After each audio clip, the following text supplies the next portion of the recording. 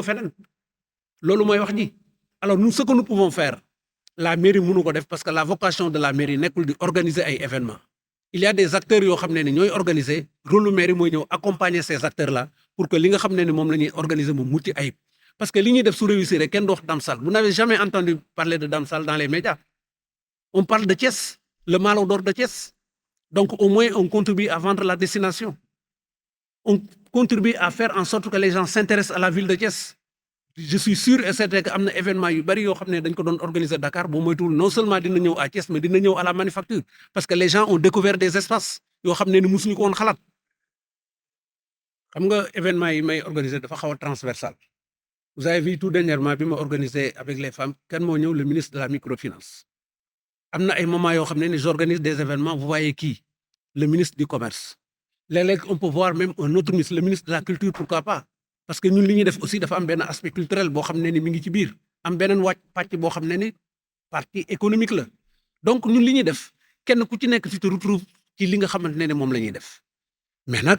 su fekkee ne ni dañu jàpp ne quand je parlais tout à l'heure d'opérateur économique ñoom dañu xalaat ni quand je fais une foire quand je fais le Malo d'or je le fais pour gagner de l'argent fekk ce n'est pas le cas moi je fais des investissements yoo xam ne bu ma la waxee aujourd'hui que ni am na ay bor yoo xam ne ni ba léegi fayaguma leen doo ko gëm et que ñoom dañoo yaakaar ni à chaque fois que je fais un événement c'est des centaines de millions laa ciy jëlee alors centaines de millions yi nag bu fekkee ne ni moo fee seen bët ban jàpp ne daam mën na lu nekk il se trompe man dama koy def di sacrifier wu pour sama dëkk parce que dañu gis ni ñun bi ñu nekkee xale ba léegi depuis 1960 lépp loo xam ne ni dañ ko doon ut dañuy dem Dakar les grands événements dañ doon toog ci suñu télévision di ko seetaan mais suñu demee ba mën a organiser ces grands événements là ici à Thiès ça veut dire que c'est une révolution mais xam ngeen ne da doon romb rek ma jàpp ko waaye koo xam ne da ngay liggéeyal sa réew di liggéeyal képp kuy acteur économique di liggéeyal UNACOIS di liggéeyal commerçant yi buñ ko tàccoo ñun ñëpp suñu bopp la ñu tàccu Dan Sall merci pour le travail de tous les jours merci beaucoup nous allons ouvrir par le mot. C'est un combat boo xam ne dañ koy def pour montrer aux autres que ni on peut faire ce que vous pouvez faire du leneen satisfaction bi ñu ciy am du xaalis bu ñu ciy gagné mais mooy que ni nous avons réussi à faire ce que les autres faisaient dans d'autres lieux léegi commencé na am à Thiès la preuve mooy Malo d'or su jotee tous les Dakarois sont ici la preuve même Wally Seck il dit que ni désormais chaque année c'est lui qui joue le Malo d'or.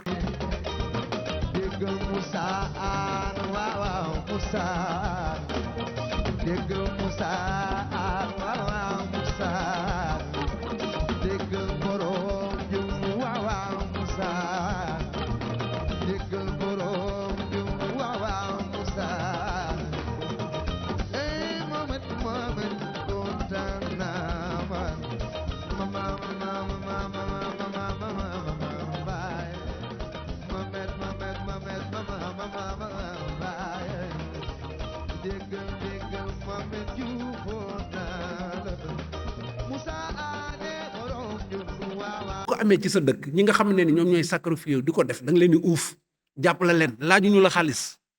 man je ne demanderai jamais à la mairie de me subventionner jamais donte am naa ci droit nag parce que il y a un budget culturel boo xam ne ni chaque année waroon nañ ko jël di ko allouer pour le Malo d'or mais xalaatuñ ko inscrire ñu ko ci seen ils ne font absolument rien xam nga vous avez parlé de médiation man li ma jàpp mooy que ni moom moo waroon a nekk le médiateur man dama waroon am problème ak ñeneen le maire de la ville ñëw sol robe d'avocat am ñëw défendre ma parce que je suis Thiessois dëkk ci biir commune am ba pare di investir ci biir commune am mais keneen warul nekk médiateur sama diggante sax ak moom warul nekk donc li may def nii c'est une interpellation pour mu xam ne du rôle am et il doit changer parce que ce n'est pas comme ça Thiès dafa toll foo xam ne ni chaque Thiessois boo gis dafa am benn wàll boo xam ne daf ko war a bay parce que Thiès moo toll foofu Thiès maintenant je pense même que dans quelques années Thiès deviendra la capitale du Sénégal alors su fekkee ne ni dañu continuer ci lii à chaque fois nous avons des problèmes avec nos autorités je ne dis pas sax avec nos autorités avec le maire à chaque fois mais kañ la ñuy avancer. maa ngi def retour en arrière retour en zone maa ngi dellu si Thiès fekk librement nag ànd ak ay xaleel Thiès ak doomi Thiès pour ñu liggéeyal Thiès. wala boog ñeneen ñi dañuy ñëw avancer Thiès ñu continuer waat nekk ci ginnaaw toog di leen seetaan.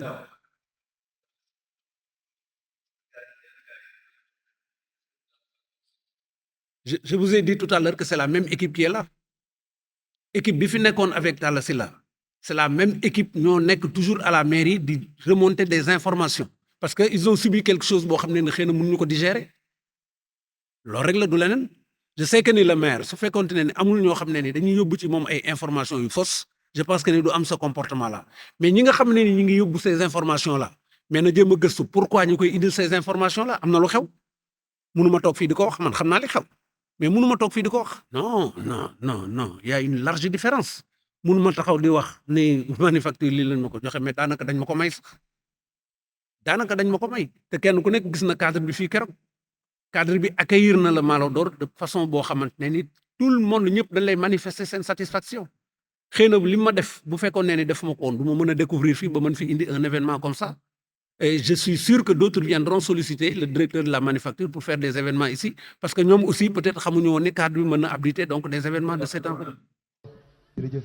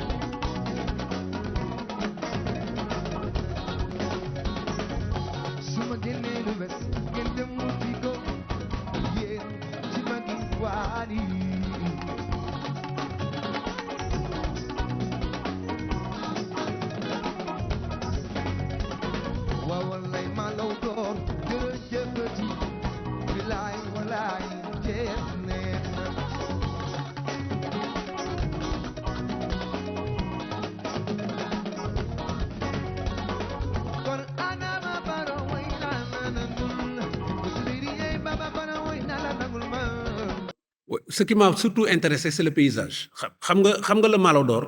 nekkatul un événement boo xam dafa am public boo xam ne ni moom lay ciblé nekkul une soirée ou un concert boo xam ne da nga koy bëgg a def ci lieu boo xam ne ni vraiment dina mën a permettre à tout le monde de venir parce que Thiès waa yëpp bu ñu ñëwoon ci Malo d'Or donte ci lañ bokk nag mais ñoom ñëpp mënuñu ñëw ci Malo d'Or donc le Malo d'Or vraiment nekkatul ci bu ma ko deful cadre bi du sotti bu ma ko Malo d'Or fu mu dem nit ñi fekk foofu loolu la yàlla dogal donc fii biñ ko fi defee man j'ai regardé mais j'ai même été surpris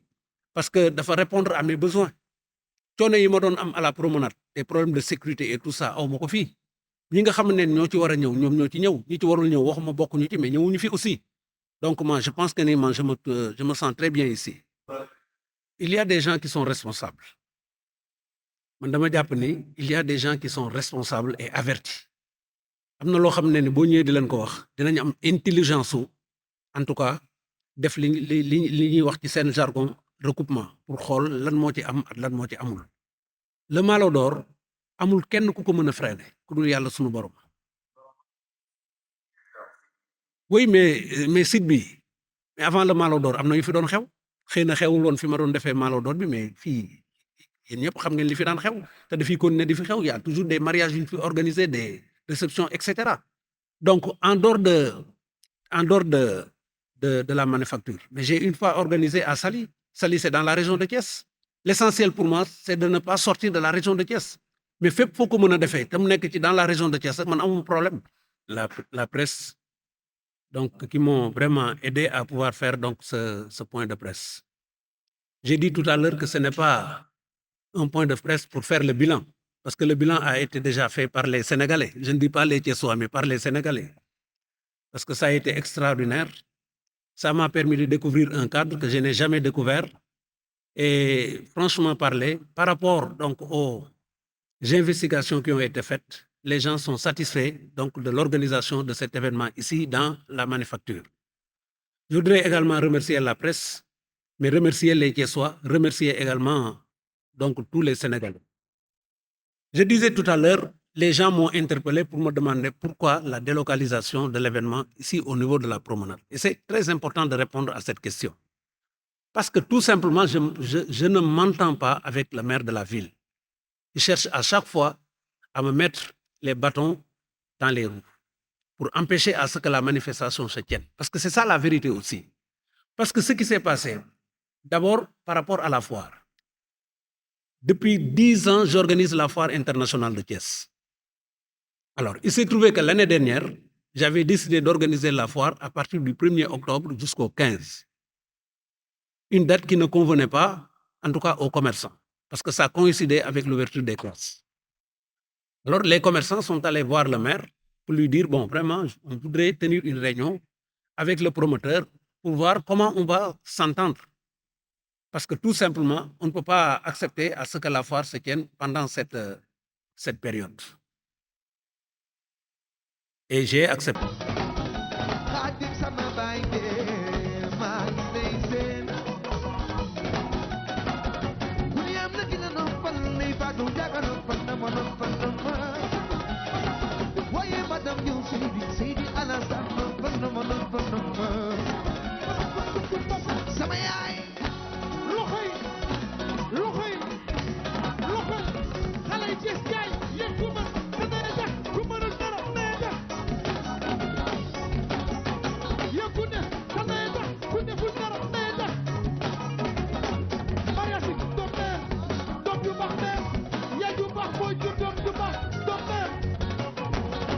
Say